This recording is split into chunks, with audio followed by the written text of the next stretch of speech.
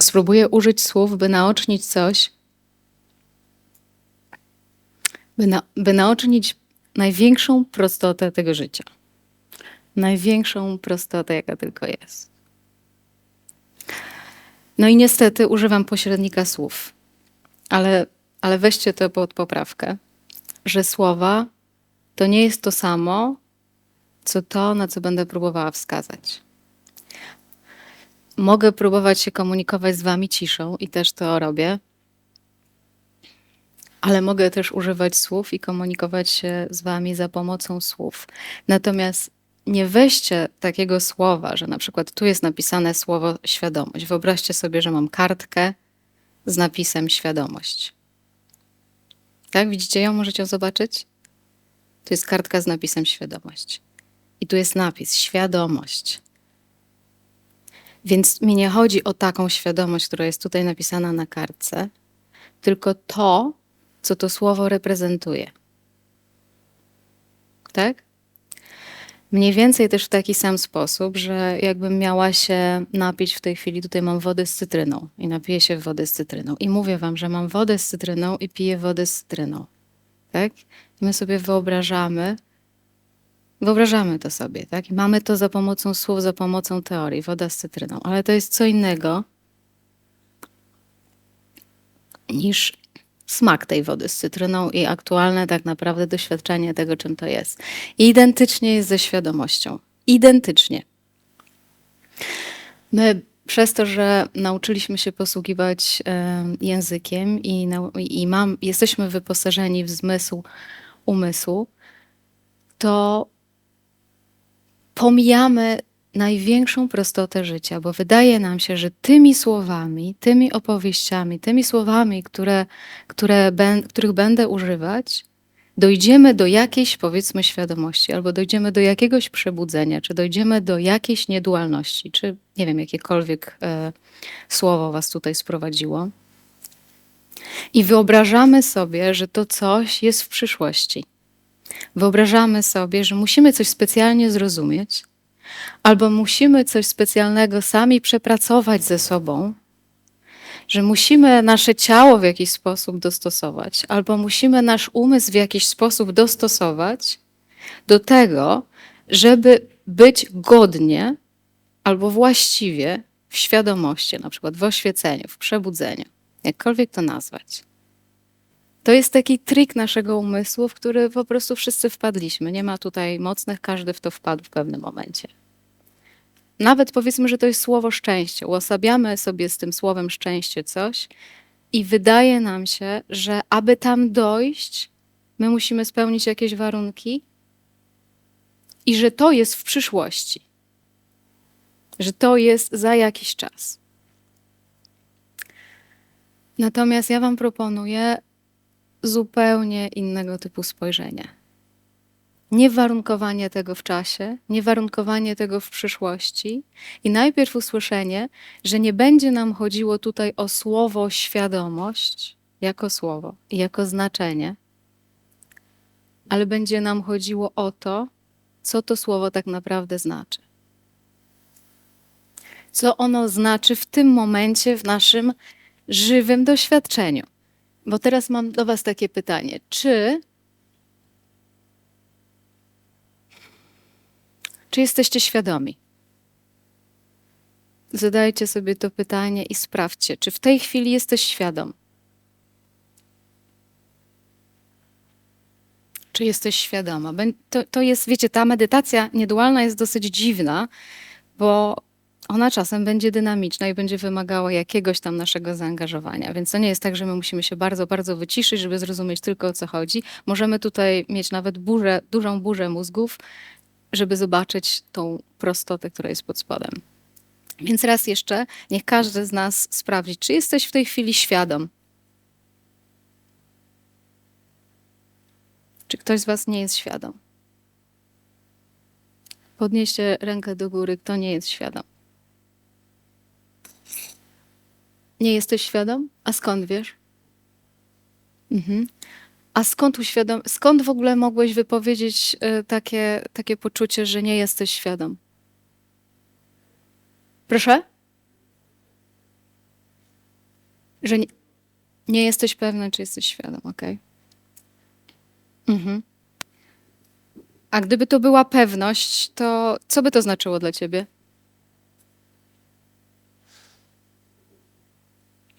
Nie wiem. Okej, no to musisz jeszcze raz się zatrzymać, bo ja nie będę mówiła o niczym trudnym. To jest naprawdę najprostsza rzecz na świecie. W tej chwili będziesz świadomy niezależnie od tego, co poczujesz. Jeśli poczujesz, że nie jesteś świadom, to zobaczyłeś, że czujesz, że nie jesteś świadom, albo jeśli ktoś z was poczuje, tak, jestem świadom, to zobaczyłeś to, że poczułeś, że jesteś świadom. Więc chodzi mi o tą immanentną, podstawową świadomość, która jest pod spodem i będzie świadoma absolutnie wszystkiego. Na przykład teraz.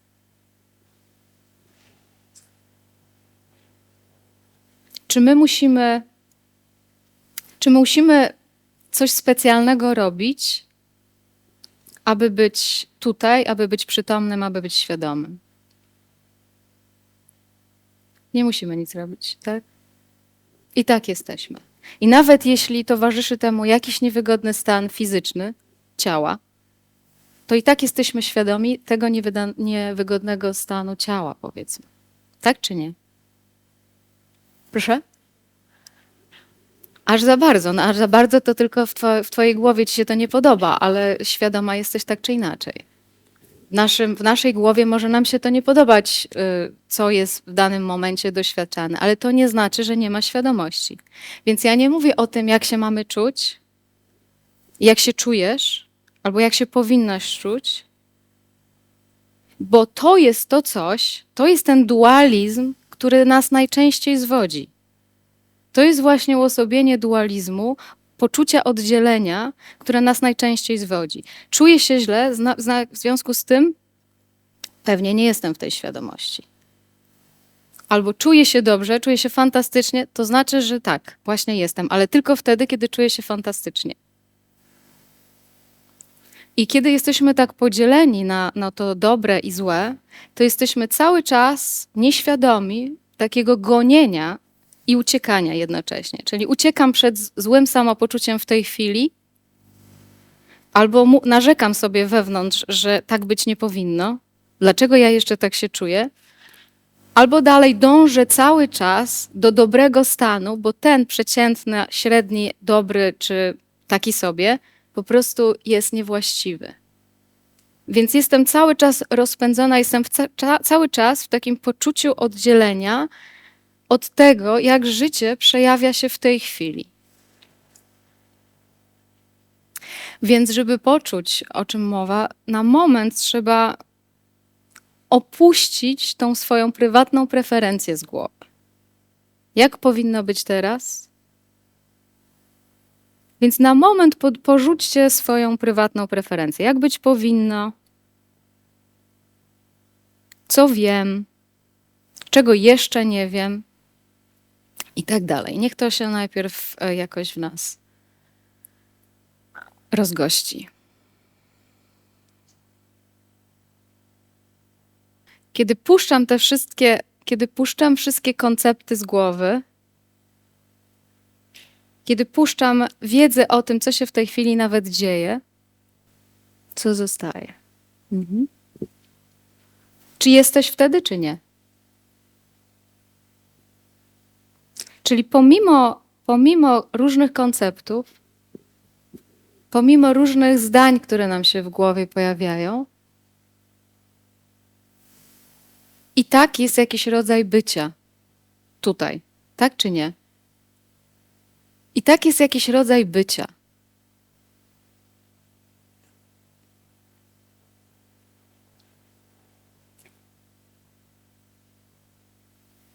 I teraz spróbujcie poczuć od środka, bo tutaj nie chodzi nawet o żadną interpretację, ale spróbujcie poczuć od środka, jak jedno ma się do drugiego, jak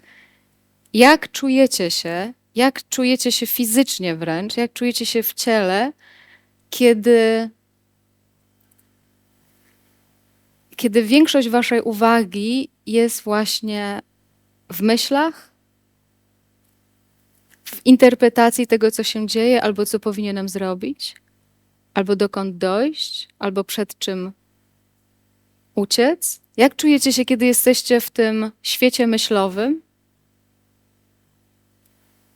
Kiedy polegacie na myślach tak bardzo mocno, jak to się ma? Bo na pewno doświadczaliście tego w swoim życiu, chyba każdy z nas tego doświadczał. Zobaczcie, w jakie to nas zabiera rejony emocjonalne. Jakie to poczucie w środku tworzy w ciele.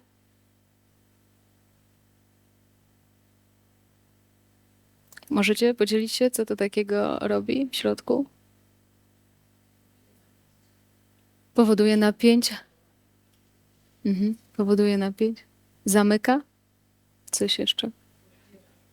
Ciężkość. Oddziela. A fizycznie jak to czujecie? Napięcie, tak? Stres. A w jakimś miejscu w ciele czujecie to bardziej? Ty czujesz w karku, tak? Tutaj w klatce? W brzuchu? W skroniach? Gdzieś jeszcze? No, w każdym razie to wędruje, tak? Bywa, że jest czasem tutaj, czasem tu. Wędruje to poczucie, które jest stricte związane z światem mentalnym. Ono jest stricte związane z tym, że w tej chwili, albo w ogóle przez nasze życie, przepływają myśli, samoistnie przepływają. To nie jest tak, że my sobie codziennie z rana wstajemy i wymyślamy sobie, co będziemy myśleć. Czy to jest tak, że rano wstajesz sobie i budzisz się rano i mówisz tak, teraz wymyślam tą myśl, a potem tą. I tak sobie robisz te myśli od rana. I tak sobie robisz te myśli. Tylko że niestety, jak sobie te myśli robisz od rana, to wiele z nich sprawia, że cię boli. Wiele z nich sprawia, że boli nas tutaj, że boli nas tu, że boli nas tu. I mamy takie nawet poczucie, że jesteśmy ofiarami tych myśli. I marzymy czasem o tym, żeby je wyłączyć, ale one nadal grają.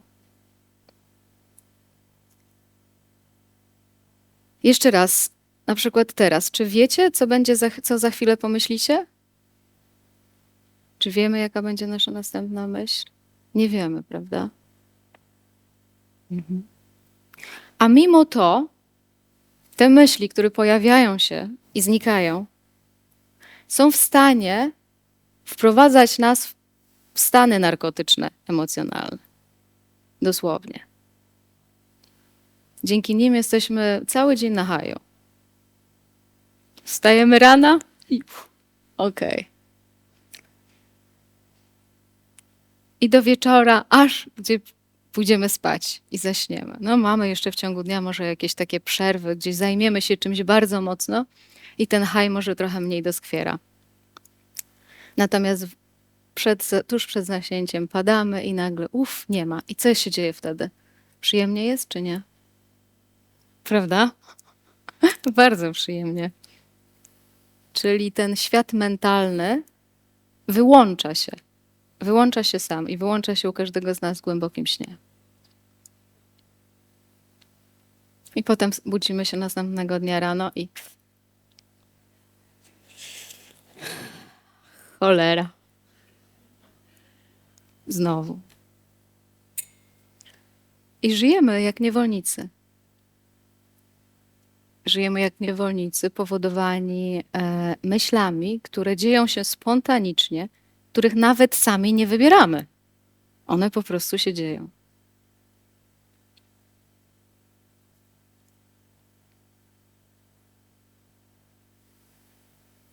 Więc najpierw możemy sobie uświadomić, co jest w ogóle startem i podstawą. Uświadamiamy sobie, że tak jest, że tak wygląda nasze doświadczenie, że tak się dzieje.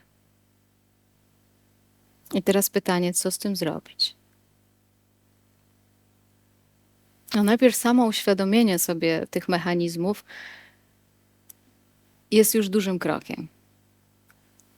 Bo wtedy, kiedy ja wiem na przykład, że sama nie tworzę swojej następnej myśli, tylko ona po prostu do mnie przychodzi, to mogę już zauważyć, że może niepotrzebnie jeszcze dodatkowo obwiniam się, powiedzmy, za te myśli, za te stany, które się pojawiają w związku z tym.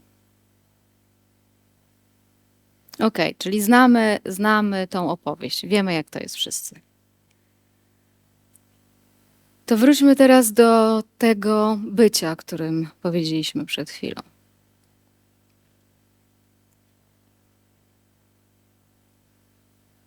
I wróćmy do samej obecności.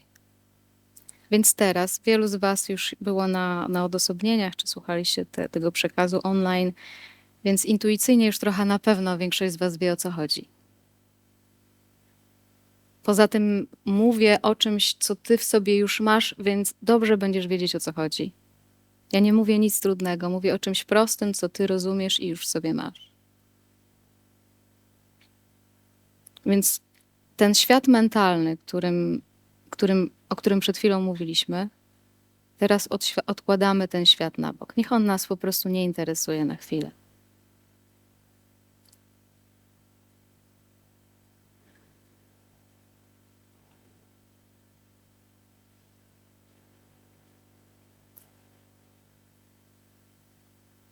Poza tym, ten świat mentalny to nie jest jedyna rzecz, która się dzieje w tym momencie. Sprawdźcie, czy tak jest. Czy dzieją się tylko myśli, czy jest tylko odnoszenie się w czasie i przestrzeni?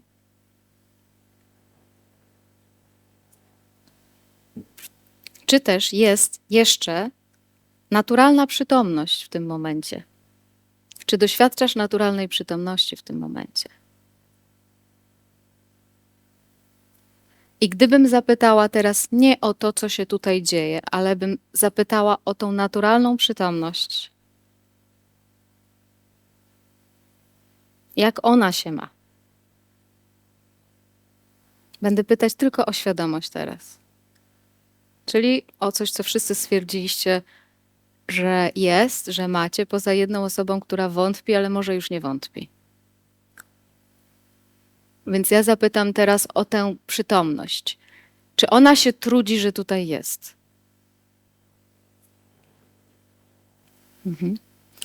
Tylko tak, w moich słowach to brzmi dziwnie, bo ja mówię ona, tak jakby to było gdzieś daleko. Więc to nie jest żadna ona, to jesteś ty. Jasne? Więc czy przytomność, czy ty, czy jakaś część ciebie w tej chwili trudzi się, że jest? Trudzi się byciem przytomną. Tak? Trudzi się trochę? Okej.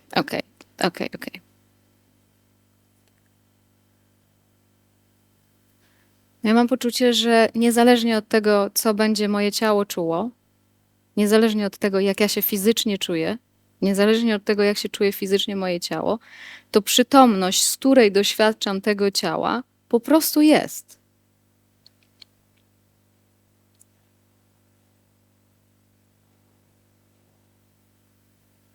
I gdybyśmy teraz to zainteresowanie rzeczami, doświadczeniami, stanami przekierowali całkowicie. Teraz, jeśli Wam to pomaga, możecie na moment zamknąć oczy. Jeśli to pomaga, jeśli nie jest to Wam do niczego potrzebne, to miejcie oczy otwarte. Ale poczujcie od środka,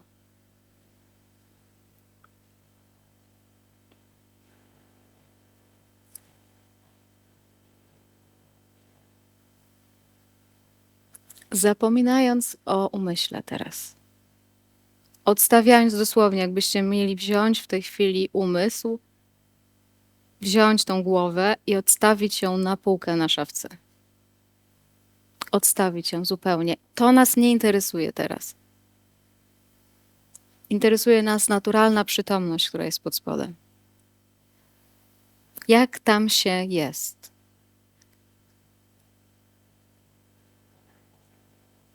I nawet nie chciej sobie opowiadać, jak tam się jest, ale czuj, jak tam się jest.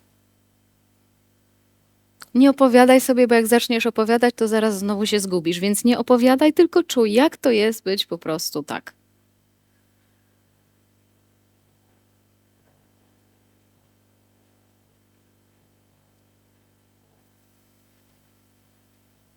Nie ma dobrej odpowiedzi.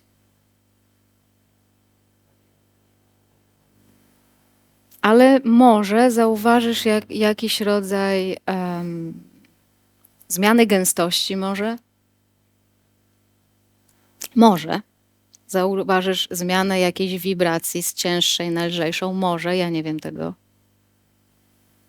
Może zauważysz delikatną ulgę.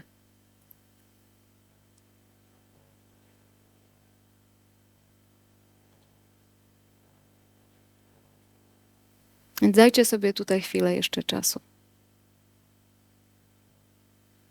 żeby zobaczyć umysł versus świadomość.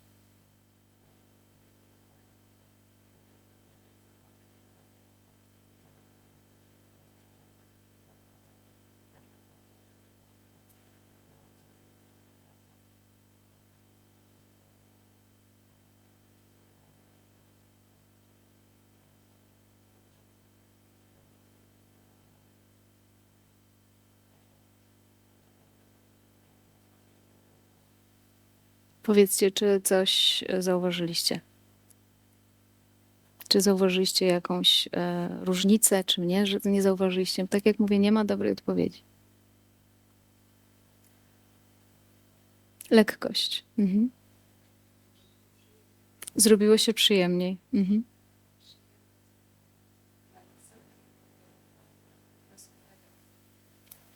Mhm. Przyjemne odczucie w klatce piersiowej i jeszcze takie rozpierające. Mhm. Odetchnięcie. Mhm. Błogość. Koniec przekazu. Wychodzę. Dziękuję. Wszystko jasne. Przestrzeń.